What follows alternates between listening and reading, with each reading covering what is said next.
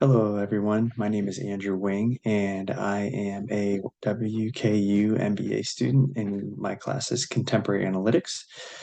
Today, I will be explaining my final project in regards to the data set that I've been chosen. I'm going to choose the body performance data set, which was located in Kaggle, and I will share that with you guys.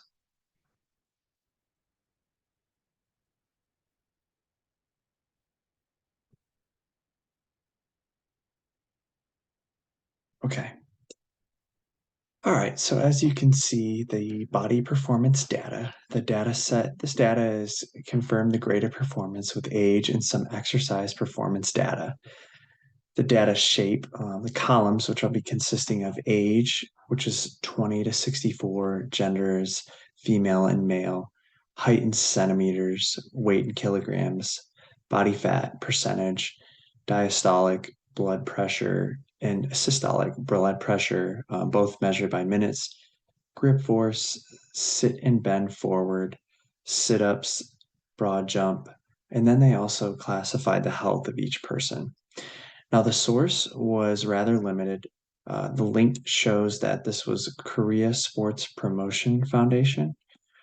Some processing and filtering has been done from the raw data, and then I also continued to filter and process it as well. I did want to cover the what is systolic and diastolic. So the systolic and diastolic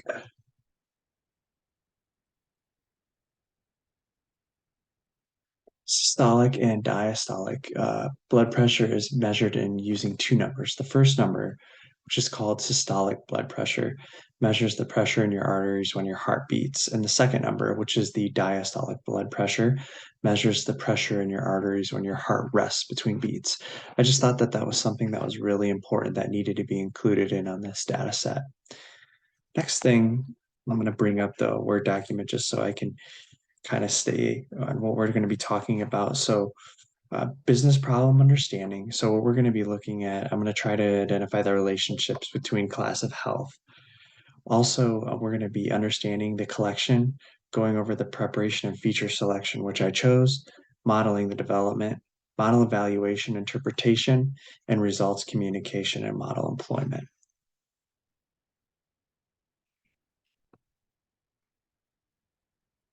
Okay, so who are we? So I, myself, Andrew Wing, as a WKU Contemporary Analytics student, will be conducting all research, calculations, and analysis and preparing the final report in the video which we're conducting right now. This data set, so where it was taken, it doesn't specifically say where it was taken, but we know that the last or the most recent update was 7 months ago. So we're going to consider it as that the data was nearing a year old, and that will be the baseline of what we're going to be conducting. And also, we will make the assumption that the data was collected in Korea. We don't know which one. Why? The goal will be to predict the class and category of health and individualism with health characteristics to include body fat percentage, systolic and diastolic blood pressure numbers, which we've discussed what they are, grip force, weight, and age.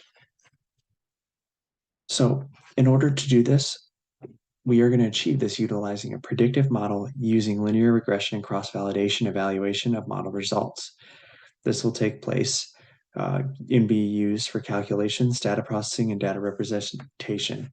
The two programs which I use with this are Tableau, RapidMiner, and then Microsoft Excel in order to store all of my data. In context, what happened is we're going to be trying to predict the performance category based on those subsets, which we already talked about. There really isn't a current problem that we're going to be talking about right now. It's going to be more or less just how can we utilize the variables we were given in order to predict the class of health that that person's going to be in. Why this is interesting in solving this particular problem because it will allow for future individuals and patients to see what type of class of health they are in, and how they compare to other individuals in the similar range of gender and age. The business that we're going to be in, I've named our company Wing Analytics Inc. To solve is going to be, we're going to be creating a linear regression model and using cross validation. As of this time, no efforts have been made to do this that we were aware of. And also looking through all of the data through Kaggle, I didn't see anybody that had done the linear regression process yet.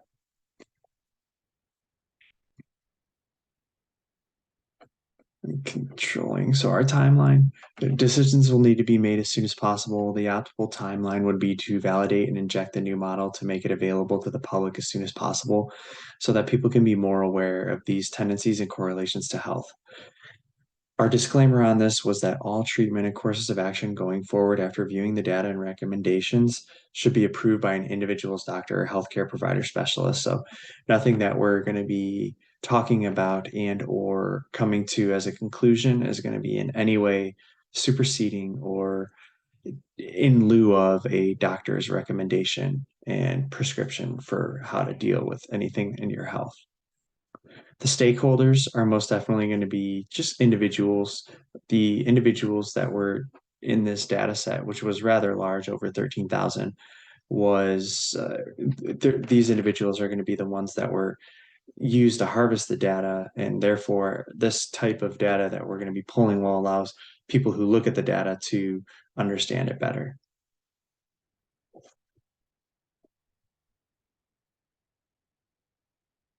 Okay, so starting with RapidMiner.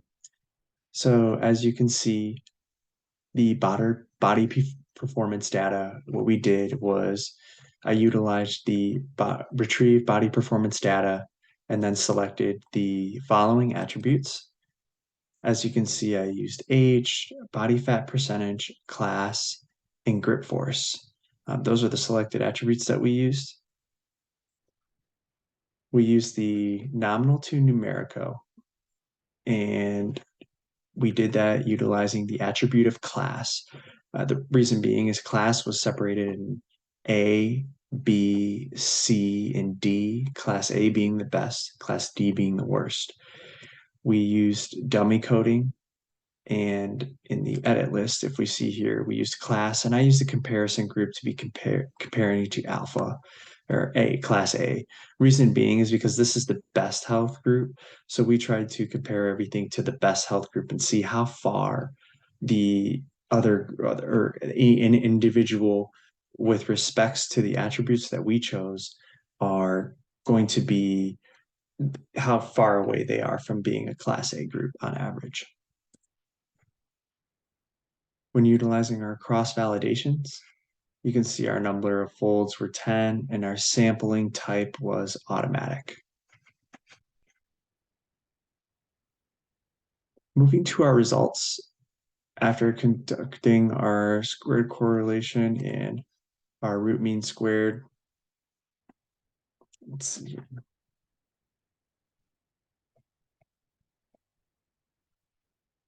Okay, for our root mean squared error, you can see there that our root mean squared error is 13.191 plus or minus 0.234.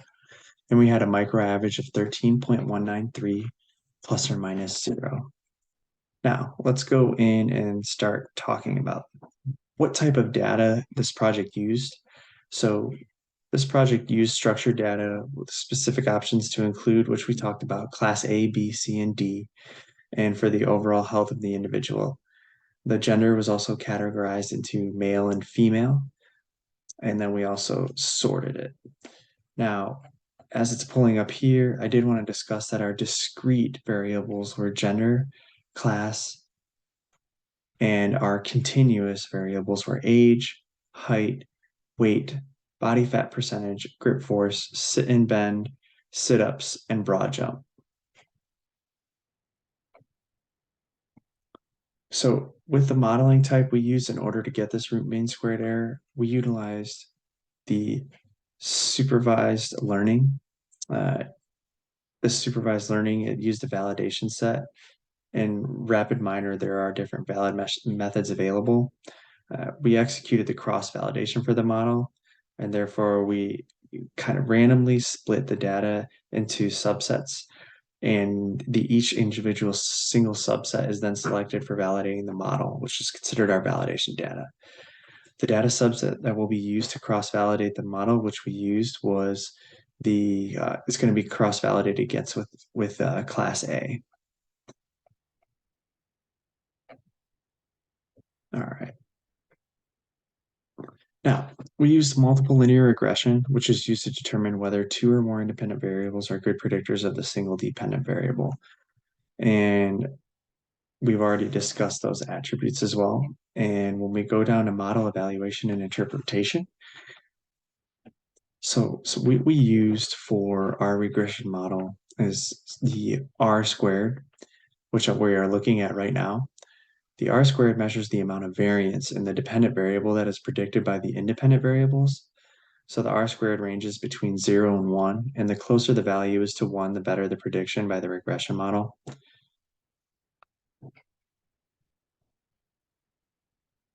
So our model R squared, which you can see is 0.234, meaning that our regression model is not as reliable as that we would like, and that we would need to collect more data in order to bring this R squared closer to 1 and have our model more reliable.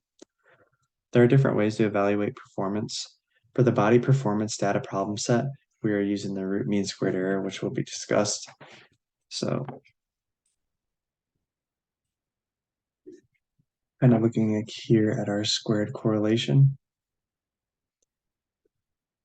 Our squared correlation was reading as 0.063 plus or minus 0.010 with a micro average of 0.062. So looking at this, we are receiving an indication of how different the residuals are from zero. The residuals are representing the difference between the observed and predicted value of the dependent variable.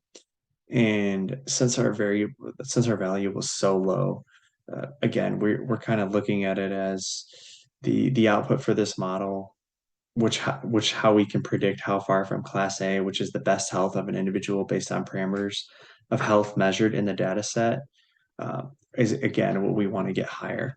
When we look at our example set, we notice that we have a lot of zeros and ones. The linear output shows significant variables. As we look at the results, we do see that some of the corresponding p-values are less than 0.5, and we do see a lot of them which are zero here. And then we're also seeing that the body fat percentages and then the grip force strengths as well. Looking at the example set, we also see one consistency that we are seeing is that the body fat percentage with the grip force, usually with a little bit higher of a body fat percentage, the grip force tends to be a little bit higher as well, which was one of the correlations that we saw.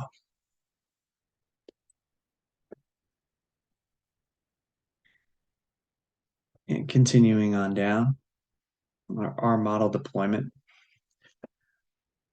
I will also bring up our Tableau that we did.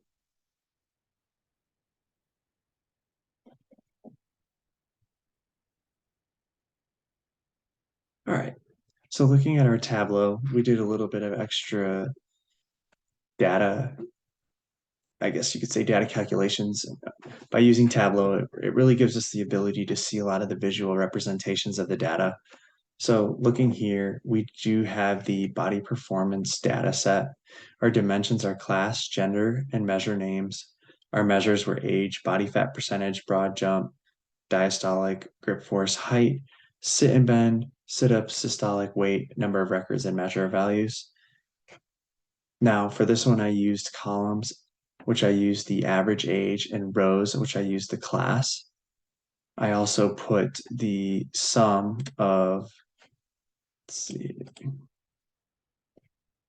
the body fat percentage sum, and I put that through the color marks. So as we can see here, the body fat percentage, as we predicted, in class A, it's the body fat percentage is going to be a lot less than it is compared to a class D individual. So the same thing with the sit-ups. As you can see, I've used this one with the size the class A is much larger than class B, C, and D. And class A is going to have the most sit-ups. Obviously, people were allowed to complete the most sit-ups and with the highest level of their personal fitness. I named this one body fat and sit-ups because those are the two things that we were analyzing here in the mark section. The next one was age and systolic blood pressure. I really thought these things were going to be really important because the age and systolic blood pressure, as you can see, our age compared with the systolic blood pressure does show a really large trend. Looks like almost it's going to be like a negative trend. And then I also did the very next page with a age and diastolic blood pressure. Now, if you do look at these, there's a very little change in between those. Our fourth chart I did was class body fat percentage and grip force.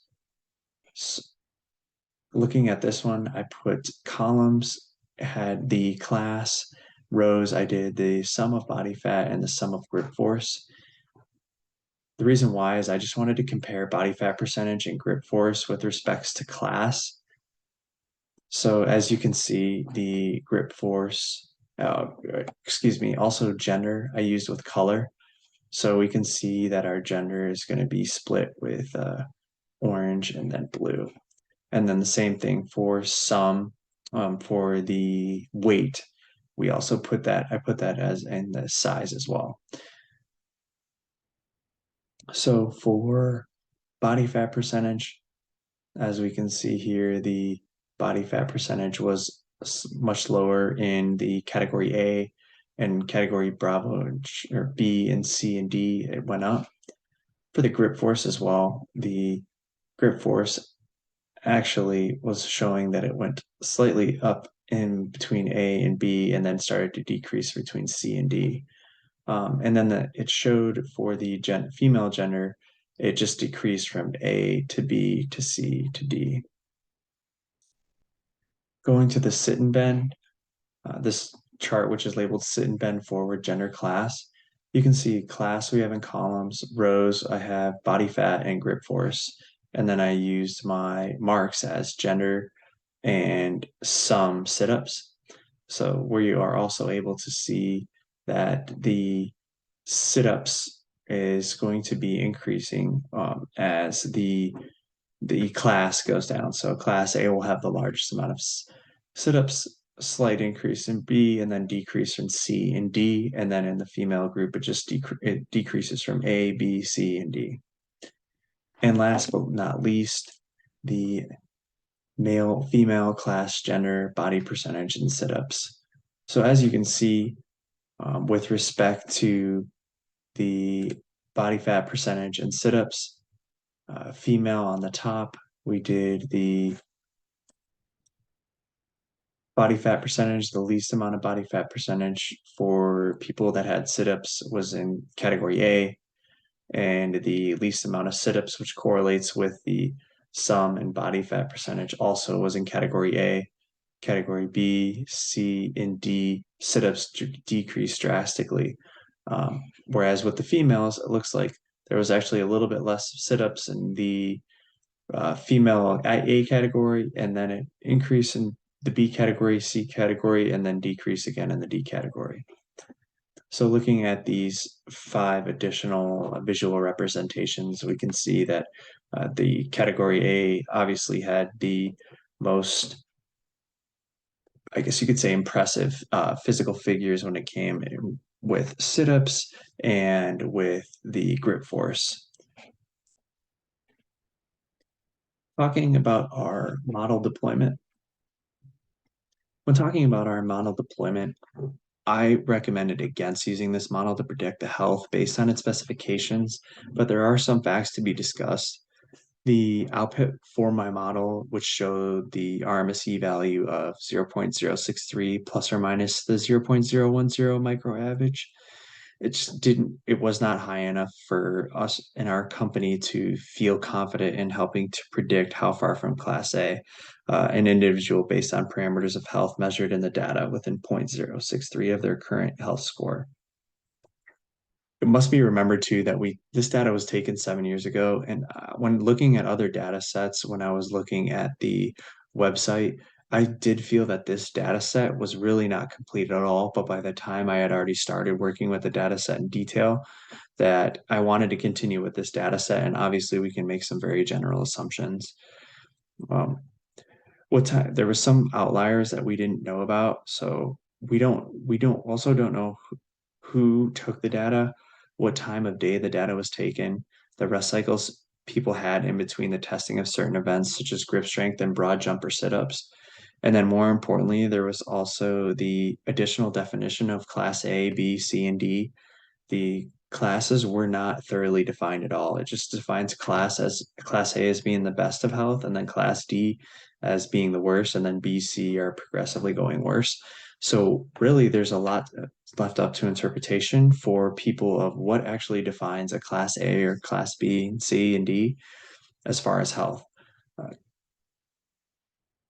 we're also making assumptions that it's a blend of these classes are a blend of strong grip, high number of sit-ups, low body fat percentage, and a low diastolic and systolic blood pressure. We did gather some information in regards to what we thought would be a good blood pressure. And after doing research on cdc.gov, it was discovered that a normal blood pressure level is less than 120/80. After all the analyzation that we did, it is clear that the linear regression can't be the sole predictor when analyzing the class of health of an individual. And our firm and myself has concluded that due to the enormous amount of variables that are linked to each individual, the way a person should classify their health is by consulting their medical professional. Our research of this project was purely obviously for academic testing of concepts and does not have the capability to identify the trends in the health of individuals or make any official medical diagnosis. We were able to predict that the Class B, Class D, and Class C obviously did show a greater distance from Class A as the classifications went on. So we were happy with the data that we were able to pull that from it, but we do still believe that this data set was very incomplete, and I would recommend to either choose another data set going forward with another type of model deployment, or to request more data to include the process in which the data was taken, and then the specifications of which class the data would define as being a class A, class B, class C, and class D. I really appreciate you guys looking and taking the time to hear about my project, and I thank you and best of luck.